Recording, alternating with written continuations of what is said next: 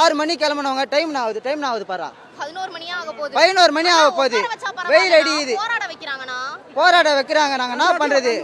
உட்கார்ந்து போராட்டம். 26ல தளபதி தான். தளபதிக்கோசம் இறங்கி என்ன வேணா பண்ணுவோம். யாரும் இல்ல. தளபதி தான். டிவிக்கு குழந்தைங்கள்ல இருந்து மகளிர்ல இருந்து அத்தனை பேர் உட்கார்ந்து போராடணும். நான் எதுக்காக இங்க அண்ணன் பேச்ச கேட்டு வந்திருக்கோம்? ஒரு பாமர மக்களுடைய நீதி வந்து இங்க எங்கனா கிடைக்குது? எல்லா திமுக அரசு வந்து எல்லாரையும் சமமா பாக்குதுன்னு ஏதாவது ஒரு இடத்துல எங்கனா தெரியுது? நம்மள மாதிரி ஒரு பாமர மக்கள்ல ஒரு அண்ணன் இறந்திருக்காரு. அதுவும் சிறை பாதுகாப்புன்ற பேர்ல கூட்டி போய் அடிச்சு கொடுமைப்படுத்தி ஒரு மேல் அதிகாரியோட அலட்சியத்தினால நடந்த விஷயம் இது. அதுக்கு திமுக அரசுல இருந்து என்ன சரியான நடவடிக்கை எடுத்திருக்காங்க? எந்த போலீஸ்காரங்க மேல எந்த அந்த டைம்ல இந்த அதிகாரி மேல என்ன நடவடிக்கை எடுத்திருக்காங்க? ஒரு அபிஷியலா இப்போ வரைக்கும் நமக்கு ஏதாவது ஒரு நியூஸ் கிடைச்சிச்சானா? இதுவே எங்க அண்ணன் இருக்காருன்னு வச்சுக்கோங்களேன் 2026ல அடுத்த செகண்ட் ஒரே 24 மணி நேரத்துல அந்த நடந்த எல்லார் மேலயும் நாங்க கண்டிப்பா வந்து நடவடிக்கை எடுத்துட்டு போனோம். சும்மா வாய் பேச்சு இல்லைனா எங்க அண்ணனுக்கு வந்து அவசியமே கிடையாது. ஒரு சாதாரண எங்களை மாதிரி ஒரு அண்ணனுக்காக வந்து நிக்கணும்னு சொல்லிட்டு போலீஸ் வேலை கொடுத்தா உயிர் வந்துருமா அண்ணா? இல்ல சரி பணத்தை வச்சு சரி கட்டணும்னு நினைக்கிறாங்களா ஒரு ஆளோட? இல்ல எங்களை மாதிரி ஆளுங்களாம் காசு கொடுத்தா போயிடுவோம்னு நினைக்கிறாரா? இல்ல திமுக அரசோட எண்ணம் தான் எங்க கிட்ட என்னவா இருக்குன்னு தெரியல. காலை 7 மணி கிளம்பணும் நான் வீட்டுல இருந்து. இங்க நாங்க வரதுக்கு 10 ஆயிடுச்சுன்னா பசங்களை கூட அண்ணங்களை கூட விடுங்கன்னா நாங்க மகளிர்ல இருந்து குழந்தைங்கள்ல இருந்து என் வயசு பசங்கள்ல இருந்து ரோட்ல உட்காந்து போராடுறோம்னா 4 பின்ன நாங்கெல்லாம் வந்து எங்க லைஃப் அடுத்தடுத்து பார்க்கணும். அப்படி இருக்கும் போது நாங்க எவ்வளவு நான் போராட முடியும் சொல்லுங்க? சரியான சாப்பாடு தண்ணி இல்ல. அவ்வளவு தூரம் வந்துட்டோம். இந்த ரோடு எண்ட்ல இப்படி வந்தா எங்களுக்கு ஒரு 5 மினிட்ஸ்ல வந்துருவோம். எங்களை எல்லாரையும் நிப்பாட்டின மீன்ஸ் நிப்பாட்டல தள்ளினாங்க எல்லா போலீஸும் சேர்ந்து. போலீஸ் அராகத்தை கேட்கதான் இங்க வந்தோமே. வழியில அராஜகம் பண்ணா எங்க போக முடியும்? திமுக அரசு பாமர மக்களை எப்படி பாக்குறான்றதுக்கு இது எல்லாமே ஒரு ஆதாரம். நீங்க ஒருவேளை எல்லாத்தையும் விட்டுருங்கல்ல. ஒரு அபிஷியலா நடக்கக்கூடிய ஒரு போராட்டம் இது. எல்லாத்தையும் நீங்க முறைப்படி செஞ்சு விட்டுருந்தீங்கன்னா இந்த இடம் பத்தி இருக்காது எங்க ஆளுங்க நிக்கிறதுக்கு. என் ஃப்ரெண்ட்ஸ் எங்க திமுகவை தாண்டி எங்க டிவிக்கோட பவர் என்னன்னு மாநாட்டிலே பாத்திருப்பீங்க. இங்க நிக்கிறது இந்த இடம் கொண்டிருக்காது. அவ்வளவு பேர் நாங்க அங்க திரண்டு வந்திருப்போம் எங்க அண்ணனோட பேச்சுக்காக. எங்க மதுரையில நீங்க பாப்பீங்க எங்க அண்ணனுக்காக நாங்க என்ன பண்றோம். டிவிக்கே இந்த போராட்டம் என்பது நம்மளுடைய அஜித்குமாருக்காக மட்டும் கிடையாது. இந்த சமூக நீதி பேசும் இந்த மன்னராட்சியினுடைய அவங்களோட ஆட்சி காலத்தில் இருக்கக்கூடிய 24 பேரில் லாக்அப் டெத் ஆன எல்லாருக்குமான போராட்டம். அது மட்டும் இல்லை, நிறைய வந்து சாதிய வன்கொடுமைகளால் வந்து அதுக்காக நாங்கள் ஏற்கனவே ஒரு போராட்டம் பண்ணோம். அதுக்கே பல ரெஸ்ட்ரிக்ஷன் கொடுத்து எங்களை வந்து தடை பண்ண பார்த்தாங்க. அதுவும் அவங்களால முடியல.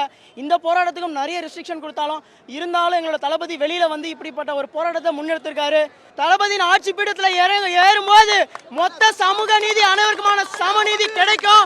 எல்லாருக்கும் ஒழுங்கான ஆட்சி மக்களாட்சி நடக்கும்ன்றதை நாங்கள் முன்னெடுக்கிறோம். நாங்கள் நைட்டு 12 மணிக்கு வந்துட்டோம்ண்ணா. அதனால தான் ஒரு நாள் முன்னாடியே வந்தோம். ஏன்னா தெரியும் எங்களுக்கு கண்டிப்பாக நெருக்கடி கொடுப்பாங்க, போலீஸ் அடிப்பாங்க, எவ்வளோ பிரச்சனை தான் தெரியும். நம்ம போலீஸ் அடிச்சா தான் இந்த போராட்டமாக வச்சோம். ஆனால் இங்கேயும் போலீஸ் நடந்துதான் இருக்கு. அங்கங்கே எங்கேயுமே விட மாட்டாங்க, தள்ளி விட்டுறாங்க. போலீஸ் வந்து எங்களை வந்து ஒரு ஃப்ரீயாக விட்டுருந்தாலும் நாங்கள் யாரையும் பண்ண போகிறது கிடையாது. திருடங்களை பிடிக்காம எங்களை வந்து பிடிச்சா நாங்கள் என்ன பண்ண முடியும்? திருடர் ஆட்சி கண்டிப்பாக ஒரு முடிவு வரும் 2026. நான் நிச்சயமாக சொல்கிறேன், 2026 தளபதி உட்கார வைக்காம நாங்கள் ஓய மாட்டோம். 7 மணிக்கு நாங்கள் வண்டி ஏற்றோம். வாலாஜாபாத்திலே எங்களை லாக் பண்ணாங்க. அதுக்கப்புறம் பார்த்தீங்கன்னா தாம்பரத்தில் எங்களை வண்டியை மடிக்கிட்டாங்க. 10 நிமிஷத்தில் வர வேண்டிய இந்த போராட்ட காலத்துக்கு 2 மணி நேரம் நாங்கள் சுற்றின்னு வரோம். வண்டி போகக்கூடாதுன்றாங்க. எதுக்கு போகக்கூடாது? யாருக்காக நாங்கள் போராடுறோம்? யாருக்காக நாங்கள் போராடிக்கிறோம்? மக்களுக்காக தானே நாங்கள் போராடுறோம். எங்களை இதுமாரி பண்ணலாமா? 2026ல் எல்லாத்துக்கும் முடிவு இருக்குது. நான் காவல்துறைக்கு சொல்லிட்டு தான் வந்தேன். நீங்கள் இப்போ ரொம்ப பண்ணிட்டீங்க, புலிவாலை பிடிச்சிட்டீங்க. ஆனால் 2026ல் அது உங்களை விடாது. காவல்துறை கிட்ட நான் சொல்லிட்டு தான் வந்திருக்கேன். நாங்கள் அஜித்குமார் மந்திரிக்காக போராட்டம். நாங்கள் எங்கேயுமே கலவரம் பண்ணலை, நாங்கள் எதுவுமே பண்ணல. இந்தமாரி போராட்டங்கள்னா பார்த்துக்கிறீங்களா? எந்த ஒரு அசம்பாவிதம் நடக்காமல் எந்த ஒரு இதுவுமே இல்லாமல் பார்த்துக்கிறீங்களா? போராட்டம் எவ்வளோ அமைதியாக நாங்கள் வந்துக்கிறோம். யாருமே எங்கள் கோஷம் கொடுத்து கொடி தூக்கத்துக்கு வரல. உண்மையாக நேர்மையாக எங்கள் தளபதி சொல்லியிருக்காரு, எந்த ஒரு இதுவும் பண்ணாமல் அமைதியாக போங்கன்னு சொல்லுவதான் நாங்கள் அமைதியாக வந்திருக்கோம். எங்கள் தளபதி கையை காட்டினா போதும். அதோடைய பலனை 2026ல் இந்த டிஎம்கே ஆட்சி கண்டிப்பாக தளபதி ஸ்டாலின் அவர்கள் பார்ப்பாரு. தமிழக முதலமைச்சர் ஸ்டாலினுக்கு நாங்கள் எச்சரிக்கையாகவே விடுறோம். இது ஆர்ப்பாட்டமே இல்லை, மாநாடு மாரி இருந்தது. அந்த மாரி ஒரு ஃபுல்லாக தளபதிக்கோசம் வந்த கூட்டம். ஃபுல்லாக 2026க்கு இது அவங்க பதில் சொல்லியாவாங்க. முக்கியமா எல்லாரும் அடிச்சு துவச்சிருவாங்க. தண்ணீர் வசதி எல்லாம் இருந்தது, வெயில் இருந்தனால ஒண்ணும் இல்ல. அது இந்த இடத்துல கொடுத்தது அவங்க தப்பு தானே. அது அவங்க நிறைய பேர் கேட்ட இடம் வேற இந்த இடம் கொடுத்துருக்காங்க, வேணுமே கொடுத்துருக்காங்க போல இருக்கு. அந்த மாதிரி வேணுமே மொட்டை வெயில நிக்க வச்சு கொடுத்துருக்காங்க. தளபதி செஞ்ச தப்பு இல்ல இது தமிழக அரசு செஞ்ச தப்பு. இது உண்மையாவே சூப்பரா நல்ல விஷயம். இது அவர் வந்து வெளியில வரல உள்ளவே இருக்காருன்னு சொல்லிட்டு இருந்தாங்க. இவ்வளவு மக்கள் கூடி இருக்காங்க இந்த வெயில்ல. அவர் தலைவர் வந்து பேசியிருக்காரு. இதுக்கு மேல என்ன வேணும்? ஒரு ஆர்ப்பாட்டத்துக்கு இந்த அளவு கூட்டம் இருக்குதுல, ஒரு முன்னாடி இருக்கிற சீனமா வருவாங்களா? யாராவது வருவாங்களா? அவர் இங்க வந்து நிக்கிறாருன்னா நிஜமாவே அரசியல் தாண்டி ஒரு உயிர் போயிருக்கு. 24 லாக்அப் மரணம் ஆயிருக்கு. அந்த மரணத்துக்காக தான் வந்து இந்த மாதிரி வந்திருக்காங்க. உண்மையாவே நல்ல விஷயம் இது. இதுல இருந்து தெரியணும், நீதி நமக்கு வேணும் கண்டிப்பா.